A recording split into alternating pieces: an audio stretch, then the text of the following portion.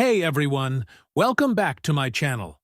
Today, we're discussing a deeply insightful and transformative book, The Mountain Is You, Transforming Self-Sabotage into Self-Mastery, by Brianna Wiest. This book addresses a common struggle many of us face: self-sabotage. Why do we stand in our own way when we're trying to grow or achieve something? And more importantly, how can we overcome it? Stick around, because in the next few minutes, we're going to explore how you can turn your self-sabotage into a journey of self-mastery. Let's start by defining what self-sabotage really is. Brianna Wiest explains that self-sabotage is when we engage in behaviors that prevent us from reaching our goals or living the life we desire. It's often subconscious and driven by unresolved emotional pain, fear, or limiting beliefs.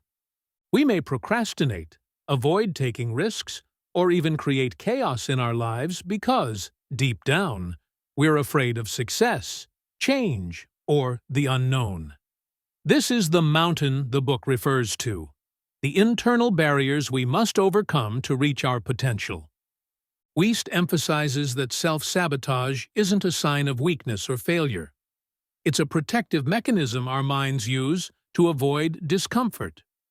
The good news is, once we understand why we self-sabotage, we can begin to dismantle those patterns and transform our lives. So why do we self-sabotage? According to Wiest, there are several core reasons. Fear of the unknown. We often prefer the familiar, even if it's uncomfortable or unfulfilling, because change feels risky. Our brains are wired to avoid uncertainty, which is why we might resist making decisions that lead to growth. Unresolved emotional trauma. Old wounds, whether from childhood or past experiences, can create limiting beliefs about what we deserve or what we're capable of. These unhealed parts of ourselves can lead to self-sabotaging behaviors. Limiting beliefs. Beliefs like, "I'm not good enough," "I don't deserve success," or "it's too late for me to change" act as invisible barriers to achieving what we want. These beliefs often manifest as self-doubt, procrastination, or avoidance. Comfort zone. Our comfort zone can be our biggest trap. Even when we know something isn't good for us, it feels safe because it's familiar.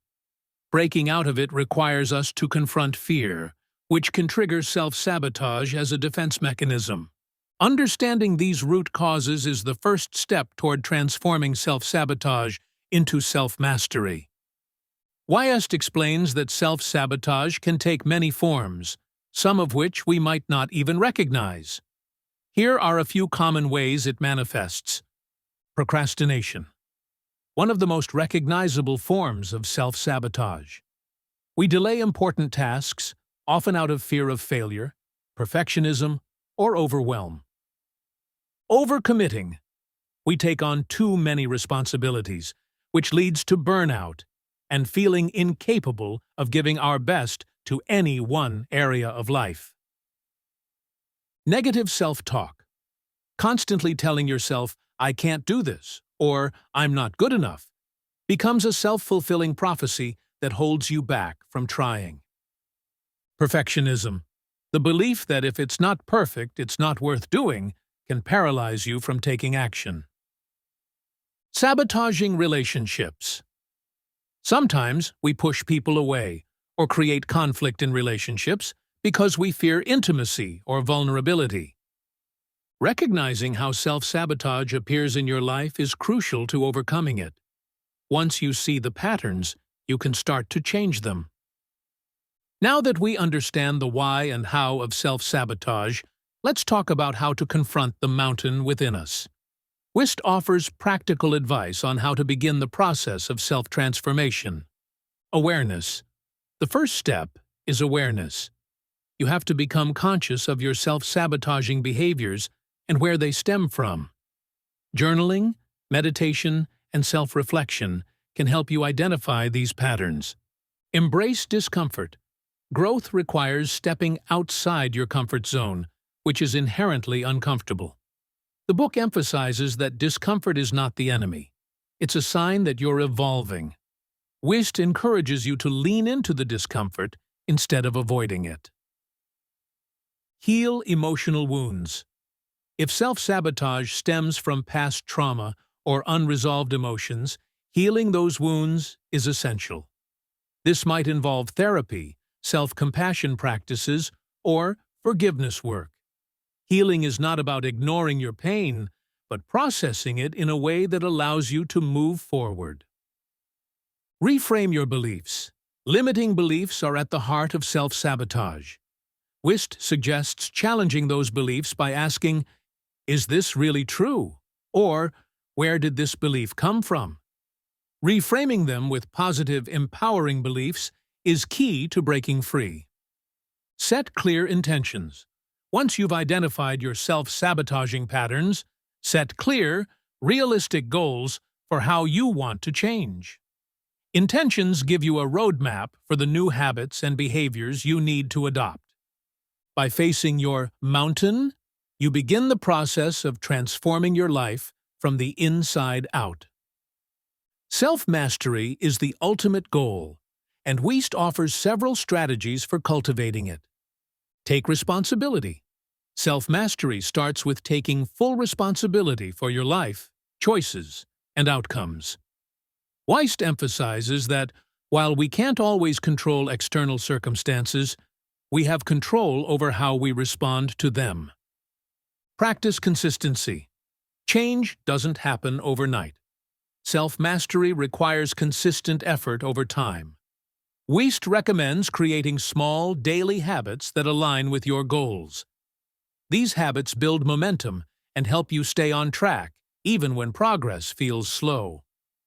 Focus on your why. Whenever you're tempted to self-sabotage, reconnect with your why. Why do you want to achieve this goal? Why is this important to you? Having a clear sense of purpose helps you stay motivated and push through challenges. Practice emotional regulation. Self-mastery also involves learning how to regulate your emotions. Wiest suggests practices like deep breathing, mindfulness, and emotional journaling to help you manage stress, fear, and anxiety in healthy ways. Self-compassion. Finally, Wiest emphasizes the importance of self-compassion. Mastery doesn't mean perfection. You will slip up, make mistakes, or fall back into old habits from time to time. The key is to forgive yourself and keep going. By focusing on these strategies, you can turn self-sabotage into self-mastery and start living a life that reflects your true potential. Wiest explains that once you've moved through the process of self-transformation, the next step is building a life of purpose and fulfillment. Here's how. Align your actions with your values. To live a fulfilling life, your actions need to reflect your core values. Ask yourself, what do I truly care about? And what kind of person do I want to be? Then make choices that align with those answers. Pursue meaningful goals. Fulfillment comes from pursuing goals that are deeply meaningful to you. These are often goals that challenge you, contribute to something greater than yourself, and resonate with your passions. Surround yourself with support. Self-mastery doesn't mean going it alone. Wiest encourages you to surround yourself with people who support your growth and hold you accountable to your goals. Celebrate progress. Finally, celebrate your progress along the way. It's easy to focus on how far you still have to go. But Wiest reminds us to appreciate how far we've come. Every step toward self-mastery is worth celebrating. By building a life of purpose and fulfillment, you're not just overcoming self-sabotage, you're creating a life you love. In conclusion, the mountain is. You teaches us that our biggest challenges are often within ourselves. Self-sabotage is not a sign of failure, but an opportunity for growth and transformation. By confronting your fears, healing your wounds, and embracing discomfort, you can turn your inner mountain into a path towards self-mastery. Thank you for watching.